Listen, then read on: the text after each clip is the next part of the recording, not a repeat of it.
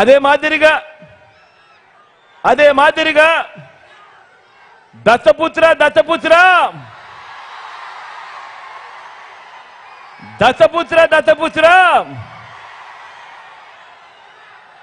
పెళ్లికి ముందు పవిత్రమైన హామీలిచ్చి పిల్లలను పుట్టించి పెళ్లి కాగానే 4 ఏళ్లకొకసారి 5 ఏళ్లకొకసారి కార్లు మార్చేసినట్టుగా భార్యలను వదిలేసి ఇప్పుడు నియోజకవర్గాల్ని కూడా అలవోకగా వదిలేస్తా ఉన్నావు. ఏం మనిషివయ్యా నువ్వు అని చెప్పి ఆయనను అడిగా. అందుకే దత్తపుత్రుల్లో కూడా ఈ మధ్య కాలంలో బీపీ బాగా కనిపిస్తా ఉంటది.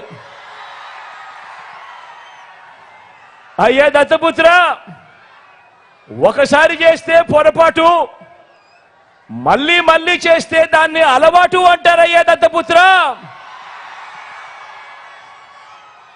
పవిత్రమైన సాంప్రదాయాన్ని నడి రోడ్డు మీదకి తీసుకురావడము, ఆడవాళ్ళ జీవితాలను చులకనగా చూపించడము ఘోరమైన తప్పు కాదా అని అడుగుతా ఉన్నాను.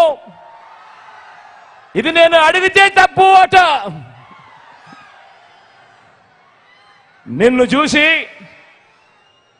చూసి ఇదే తప్పు ప్రతి ఒక్కరూ కూడా చేయడం మొదలు పెడితే, ఇలా 5 ఏళ్లకొకసారి 4 ఏళ్లకొకసారి భార్యలను మార్చడం మొదలు పెడితే అక్క చెల్లెమ్మల బ్రతుకులేం కావాలి అని కనీసం ఆలోచన కూడా చెయ్యని ఈ పెద్ద మనిషిని నువ్వు చేస్తా ఉన్నది తప్పు కదయా అని అంటే చాలు, ఆ పెద్ద మనిషిలో కూడా బీపీ విపరీతంగా పెరిగిపోతుంది.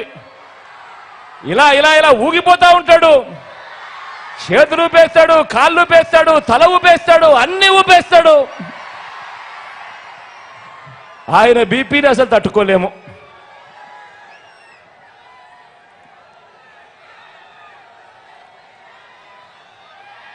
ఇలా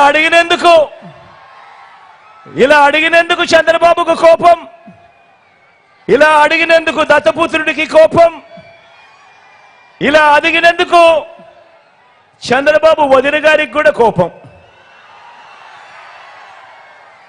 బాబు ఇతరాత్ర భజంత్రీలకు కూడా పిచ్చి కోపం.